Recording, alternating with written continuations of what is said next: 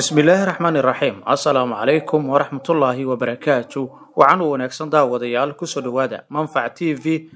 qodobada wararka aad ku maqli doontaan caalamka waxaa ka mid ah iiraan oo tixgelinayso inay ogolaato in la kormeero xarunta warshada tamarta nukliyeerka ee busheer iyo Trump oo ku booriyay dalalka xubnaha ka ah NATO in ay joojiyaan iibsashada shidaalka ruushka ka hor inta uusan Mareykanka cunaqabateyn ku soo rogin qodobada iyo qodobo kale oo dhameystiran ayaad ku daawan doontaan waa maalinimo sabti ah taariikhduna ay ku beegan tahay 13 bisha September sanada 2025 kusoo dhawaada faahfaahinta wararkaasi madaxweynaha Mareykanka Donald Trump ayaa sheegay in uu diyaar u yahay inuu cunaqabateyn ku soo rogo ruushka balse kaliya haddii dhammaan xulafada NATO ay ku heshiiyaan in gebi ahaanba ay joojiyaan iibsashada shidaalka ruushka balse iyaguna ay cunaqabateyn saaraan ruushka si loogu cadaadiyo inuu joojiyo dagaalkan 3 sano ka badan ka socda Ukraine. Trump waxa uu soo qoray in go'aanka NATO ee lagu doonayo in lagu guuleysto dagaalkan uu ahaa in ka yar 100% isla markaana iibsashada shidaalka ruushka ay sameeyeen qaar ka mid ah xubnaha isbahaysiga ay tahay wax lala yaabo isagoo ula hadlay wuxuu yiri waxay si weyn u weeqaysaa awoodda gorgortanka iyo awoodda aad ku cadaadin karto ruushka in ay joojiyaan ama hakad geliyaan dagaalkan xubnaha NATO gaar ahaan xubinta ugu sareysa Turkiga ayaa noqotay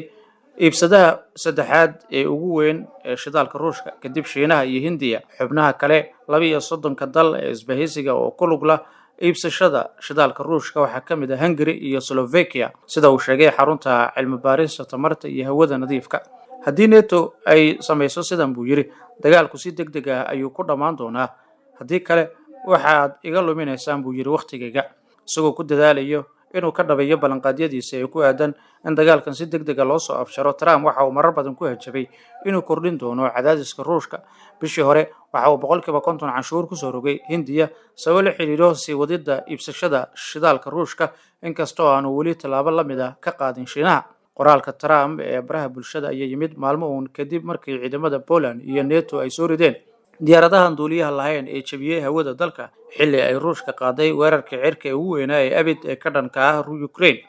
hawada Poland ayaa dhowr jeer lagu xadgudbay taniya markii uu ruushka bilaabay duulaankiisa buuxa ee Ukraine sanadkii 2022 balse abid sidan oo kale looma sameyn guud ahaan dhulka NATO dhacdadan arbacadii ay ahayd markii ugu horeysay xubin ka tirsan NATO in ay si toos ah amaba ay isku daydo in ay soo rido diyaarad ay leedahay ruushka oo ay soo dhax gasho dagaalkan ka dhax qarxay Ukraine iyo ruushka madaxweynaha Ukraine Volodymyr Zelensky ayaa soo dhaweeyay suurtagalnimada in ciqaab la saaro dalalka weli ganacsiga la wadaaga Moscow waraysi uu siiyay warbaahinta Mareykanka ABC News toddobaadkii hore ayuu Zelensky ku yiri aad baan uga mahadcelinaynaa dhammaan saaxiibada balse qaar ka mid ah waxaan ula jeedaa weli waxay sii iibsadaan shidaalka iyo gaaska ruushka taasina ma ahan mid cadaalad ah buu yiri waxaan u maleynayaa in fikradda in canshuur la saaro dalalkan si wadaya heshiisyada ruushka ay tahay fikrad sax ah bishii hore madaxweynaha Mareykanka ayaa ku casuumay madaxweynaha ruushka Vladimir Putin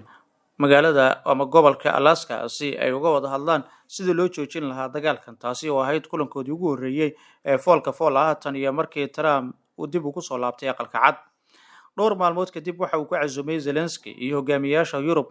ee Washington DC si ay uga wada hadlaan heshiis nabadeed inkastoo uu socdo dadaalkan diblomaasiyadeed ee horumar weyn aan laga gaarin heshiiska nabadeed ee la doonayo in la dhaxdhigo ruushka iyo Ukraine iyadoo Moscow iyo Kiev ay weli aad ugu kala fogayeen qodobada muhiimka ruushkana uu sii wado duqeynta magaalooyinka Ukraine ruushka ayaa sabtidii sheegay in uu qabsaday tuulo cusub oo ku taala gobolka dhexe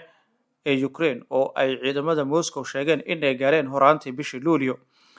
wasaaradda difaaca ayaa sheegtay in ciidamadeedu ay qabsadeen tuulo ku taala xadka gobolka Donetsk oo ah halka dagaalka ugu xoogan uu ka socdo wakaaladda wararka AFP ma xaqiijin karto sheegashooyinkaasi dhamaadkii Agoosto Ukraine markii ugu horeysay waxay qiratay in ciidamada ruushka ay soo galeen gobolka ka tirsan Donetsk halkaasi oo Moscow ay sheegtay in ay horumar ka sameysay horaantii bishan ciidanka ruushka waxa uu hadda gacan ku hayaa ku dhawaad 5 meel dhulka Ukraine Kremlin ayaa dalbanaya in Ukraine ay ciidamadeeda kala baxdo gobolka bari ee Donbas ka hor inta aanu joojin dagaalkan isagoo taasi oo Kiev ay si cad u diiday haddaba gobolkan markaasi aan ku jirin 5 gobol ee Ukraine Donetsk Kherson Lugansk iyo sidoo kale Zaporizhia iyo Crimea ee Moscow si rasmi ah ayay ugu sheegtay inay yihiin dhulka Ruushka. Jimcihii Zelensky ayaa sheegay in Putin uu doonayo in uu qabsado dhammaan Ukraine isla markaana aanu joojin doonin ilaa uu gaaro yoolkiisa haddii Kiev ay ogolaato in ay dhulka tanaasusho. waxaa sidoo kale la xaqiijiyay in Faransiiska, Jarmalka iyo boqortooyada midowday ay iyagu dhaqaajiyeen habka snapback loo yaqaano dabiiqadii Agoosto, waxaana si kulul uga hor yimid Shiinaha iyo Ruushka oo iyaguna ka mid ahaa saxiixayaasha heshiiska taariikhiga ee nuclear-ka ee Mareykanka keligiisa uga baxay sanadii 2018. dalalka Yurub ee loo yaqaano E3 ayaa siiyay Iran.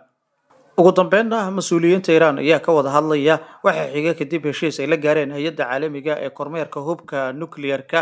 ee IAEA, iyagoo ku baaqay in gobolka aanu ku ekaan hadallo oo keliya kadib weerarkii Israel ay ku qaaday Qatar.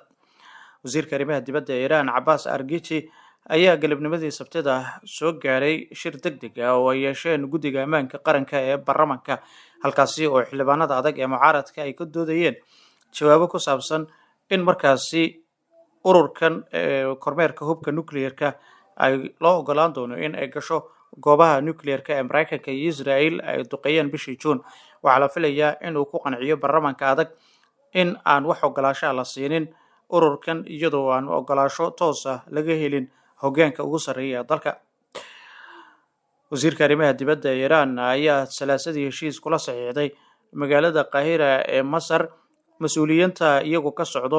hay'adda caalamiga ee kormeerka hubka nuclear-ka ee loo soo gaabiyo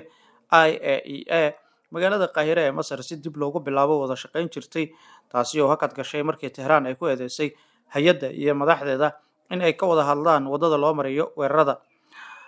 waxaa sidoo kale Arbacadii uu sheegay in heshiiskan farsamo uu ku jiro dhammaan xarumaha iyo sidoo kale dhismayaasha Iran, isla markaana uu ka kooban yahay warbixin ku saabsan dhammaan goobaha la weeraray oo ay ku jiraan walxaha nuclear-ka ee halkaasi ku jiray. wasiirka arrimaha dibadda ee Iran ayaa telefishinka dowladda u sheegay in kormeerayaasha hay'adda aysan lahayn wax marin ah oo ka baxsan warshada nuclear-ka ee Bushehr. waxa uu sheegay in ogolaanshahan kiis la siinayo oo keliya golaha ammaanka ee qaranka ee dalka, kaasi oo ay ku jiraan madaxweynaha, gudoomiyaha baarlamaanka,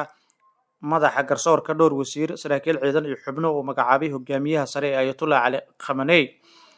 wasiirka arrimaha dibadda ee Iran waxa kale uu xaqiijiyay in uranium-ka heerka sare loo miiray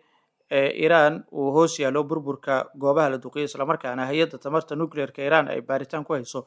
in la qiimeeyo haddii goobahaasi weli la geli karo iyo haddii ay wasakhaysan yihiin. xildhibaan adag oo guddiga ammaanka qaran ka tirsan ayaa ku andacooday in wasiirka arrimaha dibadda ee Iran uu sheegay in Iran ay ka bixi doonto heshiiska caalamiga ee ka hortaga faafinta hubka nuclear-ka haddii qaramada midoobay ay dib u soo rogaan cunaqabateen. warkan waxaa laga soo xigtay website-ka Tambak ee dowladda la xiriira ka hor kulanka Sabtida. wasiirka arrimaha dibadda ayaa xaqiijiyay in sharci dejin socota ay ku saabsan tahay ka bixitaanka heshiiska caalamiga, balse tallaabadaasi la dhammaystiri doono oo keliya haddii nidaamkan heshiiska nuclear-ka 2025 ama 15 si xun loogu adeegsaday wadamada Yurub. guud ahaan inta ayaan kusoo gabagabaynaya wararkii caalamka kuwoodii ugu waaweynaa oo aad imika kala socoteen Manfaca TV. haddii aad nagu cusub tahay, subscribe inoo saar channelkan, like gare, la wadaaga asxaabta.